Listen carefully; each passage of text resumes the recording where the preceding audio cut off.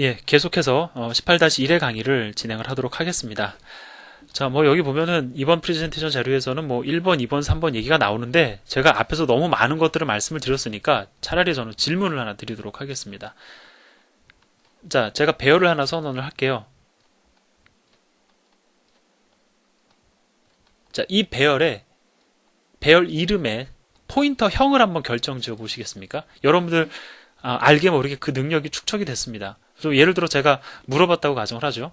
여기 동수가 있습니다. 얘가 동수라는 이름의 아이인데, 야 동수야, ARR2에 이 배열에 이름의 포인터형을 결정을 지어봐라고 하니까 얘가 이제 이렇게 꾸물꾸물 얘기를 합니다.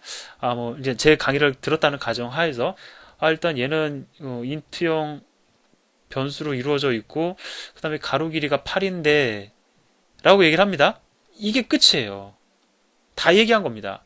그러니까 아쉽지만 우리 이거는 이제 이렇게 깔끔하게 떨어져서 얘기하잖아요. int ptr, 포인터 ptr 있으면 얘는 int형 포인터죠. 싱글 포인터라는 아주 멋진 이름을 가지고 있습니다. 근데 이 ARR2에 해당하는 포인터 있잖아요. 얘와 동일한 형태의 포인터 변수를 예를 들어 우리가 선언을 하잖아요. 깔끔하게 걔를 갖다 표현할 수 있는 방법이 없어요. 그래서 좀 더 어렵게 느껴질 수 있습니다. 그러니까 이렇게 얘기하면 그냥 이게 답이에요. ARR2의 포인터형은 뭡니까? 라고 하면은 요소는 인트형으로 이루어져 있고 가로 길이가 8입니다. 마치 동문서답하는 것 같지만 이게 포인터형입니다. 하나 더 써볼까요? 좀 황당하긴 하지만 지금 제가 하는 말에 거짓이 없습니다. 자, 가로 길이 이번에 3, 세로 길이 중요하지 않으니까 4.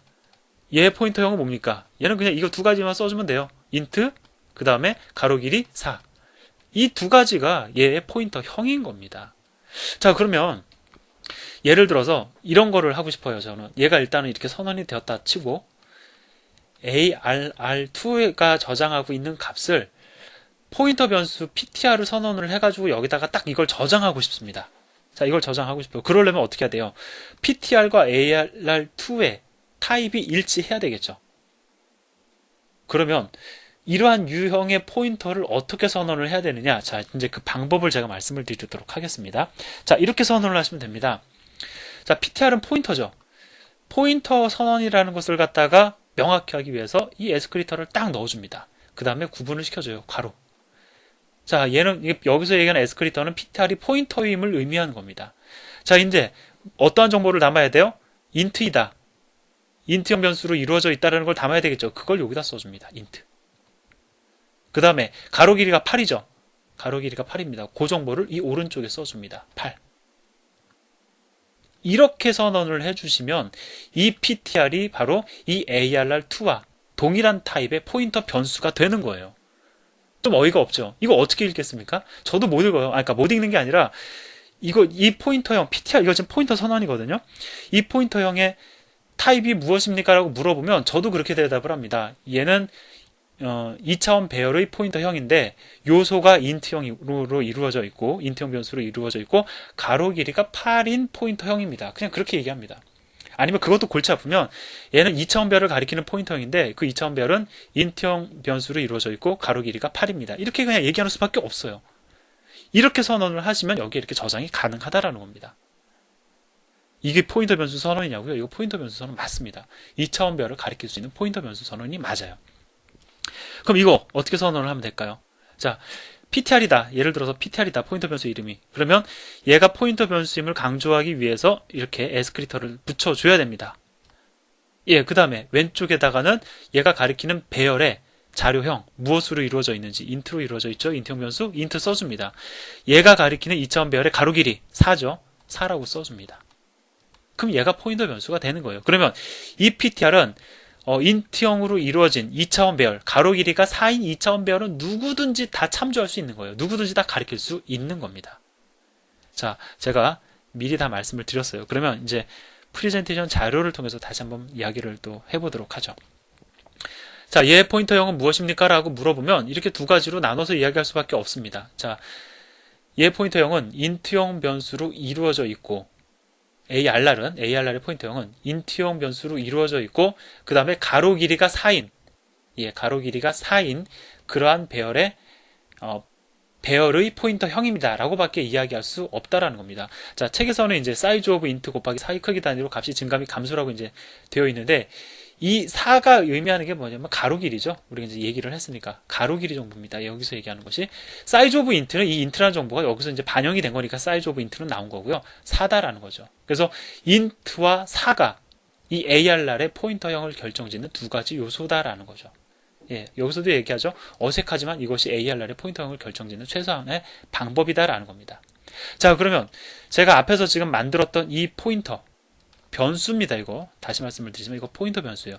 얘가 가리킬 수 있는 그 2차원 배열에 대해서 우리가 좀 얘기를 해볼까요? 일단 이렇게 우리가 해석을 하면 됩니다. 요 영역을 묶어서 PTR은 포인터 변수구나. 얘가 가리키는 배열은 2차원 배열, 가로 길이가 4인 2차원 배열이구나. 근데 그 2차원 배열은 인트형 변수로 이루어져 있구나 라고 여러분들 판단을 하시면 됩니다. 따라서 지금 얘의 포인터형과 얘의 포인터형은 일치를 하죠. 왜? 얘는 인트형 변수로 이루어져 있고 가로 길이가 4인 인트형 배열이죠. 자, 얘는 인트형 변수로 이루어져 있고 가로 길이가 4인 인트형 배열을 가리킬 수 있는 포인터 변수니까 얘와 얘는 타입이 일치합니다. 따라서 이렇게 배열이 선언이 되고 이렇게 포인터 변수가 선언이 되면 PTR은 ARR이다 라고 써가지고 PTR이 이 ARR을 가리키도록 할 수 있다라는 것입니다. 그래서 이 그림에서는 이제 요령을 여러분들에게 보여드리고 있어요. 포인터 변수 선언이다. 얘는 인트형 변수를 가리키는 포인터이다. 포인터 연산 시 4칸씩 건너뛰는 포인터이다. 이 4칸이라는 게 가로 길이죠. 제가 가로 길이라고 강의를 통해서 강조해서 말씀을 드렸습니다. 칸수가 나온 거죠. 그 정보가 여기에 이렇게 반영이 된 겁니다. 자, 그럼 우리가 이제 이걸 가지고 한번 연습을 해보자고요. 뭐 여기서는 자 ARR1의 포인터형이 무엇이냐라고 하면 이제 이렇게 얘기를 해야 된다라는 거예요. 뭐 ARR1은 캐릭터형 변수를 가리키면서 가리킨다는 게 뭡니까? ARR 캐릭터형 변수로 이루어져 있다라는 거죠. 배열의 이름은 배열의 첫 번째 요소를 가리키니까 포인터 연산 시 사이즈 오브 캐릭터 곱하기 4의 크기 단위로 값이 증가 및 감소하는 포인터 변수다. 여기서 얘기하는 사이즈 오브 캐릭터는 이게 이제 캐릭터형 변수를 가리켜서 그런 거고 4라는 것이 가로 길이죠. 예, 그걸 얘기를 하는 겁니다. 그러니까 우리는 이제 이걸 통해 가지고 이렇게 거꾸로 여러분들이 선언할 수 있어야 돼요. 얘가 가리킬 수 있는 배열을 한번 만들어 보십시오 라고 얘기를 하면 우리는 이렇게 쫙 쓸 수 있어야 됩니다. 캐릭터 ARR 1, 2, 4. 그런데 여기다가는 2도 쓸 수 있고 3도 쓸 수 있고 4도 쓸 수 있고 5도 쓸 수 있고 무엇이 오든 상관이 없는 배열이다. 이러한 배열을 즉 캐릭터형 변수로 이루어져 있고 가로 길이가 4인 인트형 배열은 누구든지 가리킬 수 있는 포인터 변수가 된 것이죠. ARR1의 포인터형이 바로 얘와 일치하기 때문에 그렇습니다. 자, 얘 같은 경우에는 어떠한 배열을 가리킬 수가 있습니까? 더블형으로 이루어진 2차원 배열인데 가로 길이가 무엇이 오든 상관이 없고 세로 길이는 무엇이든 상관이 없고 가로 길이가 7인 어떠한 형태의 배열이든지 가리킬 수 있는 거죠. 즉 이러한 유형으로 선언된 배열의 이름과 이 포인터 변수의 타입은 일치하는 겁니다. 자, 여기서 이제 문제를 이제 제시를 하고 있습니다. 인트형 변수를 가리키면서 포인터 연산 시 사이즈 오브 인트 곱하기 2의 크기 단위로 값이 증가 및 감소하는 포인터 변수 PTR1을 선언을 해라. 제가 지금 말을 바꿔서 썼는데요. 이걸 제가 좀 풀어서 설명을 해볼게요. 인트형 변수를 가리키면서 포인터 연산 시 사이즈 오브 인트 곱하기 2의 크기 단위로 값이 증가 및 감소하는 포인터 변수 PTR1. 이것을 만족시키는 건 뭡니까? 인트형 변수를 가리키기 위해서는 배열이 인트형 변수이어야 됩니다. 그죠? 그 다음에 포인터 연산 시 사이즈 오브 인트 곱하기 2씩 증가하기 위해서는 가로 길이가 2이어야 하죠. 자, 따라서 여기서 얻어낼 수 있는 정보는 인트형 변수로 이루어져 있고 가로 길이가 2인 배열이라면 누구든지 가리킬 수 있는 포인터 변수이죠. 바로 얘를 의미하는 겁니다. 자, 그래서 이렇게 연습을 통해서 여러분들이 이제 좀 익숙해지시기를 바라는 그런 마음에서 제가 이제 이렇게 연습을 드렸는데, 지금은 일단은요, 여러분들이 이 예제만 이해하셔도 사실 충분해요. 지금 제가 지금 드렸던 문제 잘 못 푸셔도 이 예제만 여러분들이 그냥 눈으로 이해하실 수 있어도 여러분들 충분합니다. 당분간은 예제의 이해에 집중을 하시는 것이 좋을 것 같다는 생각이 듭니다. 자, 일단 여기 우리 좀 이 예제를 좀 같이 보도록 하죠. 얘는 인트형 2차원 배열입니다. 인트형 2차원 배열인데 가로 길이가 2예요. 얘는 인트형 2차원 배열입니다. 근데 가로 길이가 역시 2입니다. 얘는 인트형 배열입니다. 근데 가로 길이가 역시 2입니다. 세로 길이는 포인터형을 결정짓는데 중요하지 않죠? 자, 따라서 ARR1과 ARR2와 ARR3의 포인터형은 우리가 이렇게 얘기할 수 있습니다. 인트형 변수로 이루어진 가로가 2인 배열이다. 라고 해서 이 두 가지를 이야기할 수 있습니다. 그럼 이 둘에 해당하는 포인터 변수 우리 선언할 수 있죠. PTR을 선언한다 라고 하면 PTR 레스크립터 붙이고 요소 왼쪽에 써주고 가로 길이 오른쪽에 써주죠. 어디 있습니까? 여기 있습니다. 따라서 얘와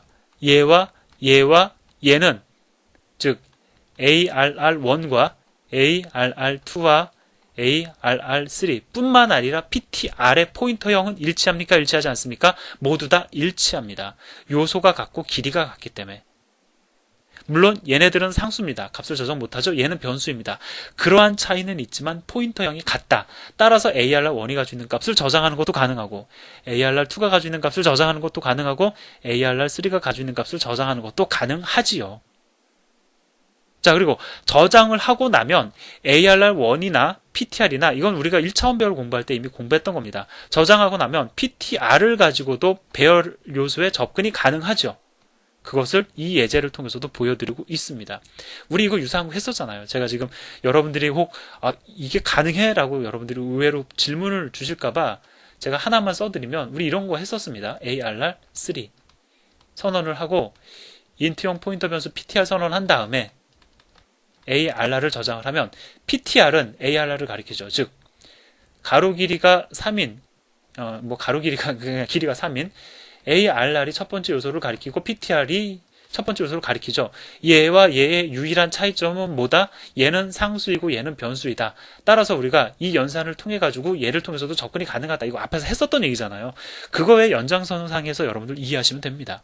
그래서 PTR이라는 이름을 이용을 해서도 배열처럼 접근이 가능해요. 2차원 배열도 1차원 배열과 그것은 동일합니다. 그렇게 해서 배열 요소에 저장된 값을 전체를 출력을 해주고 있습니다. 그러니까 여기까지만 이해를 하셔도 여러분들 아주 잘 이해하신 거예요. ARR1과 2와 3와 PTR의 포인터형이 같다라는 사실만 여러분들 이해를 하셨어도 지금 제가 여러분들에게 전달을 해드리고자 하는 거 다 이해하신 겁니다. 자, 이렇게 해서 18-1의 강의가 끝났습니다. 제 심정 같아서는 더 많은 예제를 제시를 해드리면서 더 많은 설명을 드리고 그 다음에 여러분들이 부분적으로 이해가 안 되는 부분들에 대해서 제가 별도로 또 설명을 더 드리고 싶고 한데요. 많이 공부를 하시고 제가 여기서 좀 이런 말씀을 드리는 게 좀 어울릴지 모르지만 책에도 언급이 되고 있지만 제가 참여하고 있는 카페가 있습니다. 그 카페에 오셔가지고 지금 이해 안 되는 부분들, 부분적인 부분들은 여러분들이 질문을 올려주시면 저도 답변을 드리지만 저보다 또 잘 이해하고, 저보다 더 잘 설명하시는 분들이 또 많이 또 여러분들의 공부에 도움을 주실 테니까 또 어려운 부분이 있으시면 이렇게 또 카페를 통해 가지고 여러분들이 도움을 좀 받으셨으면 좋겠습니다. 예, 이래서 좀 길었습니다. 18-1의 강의를 완료하도록 하겠습니다. 감사합니다.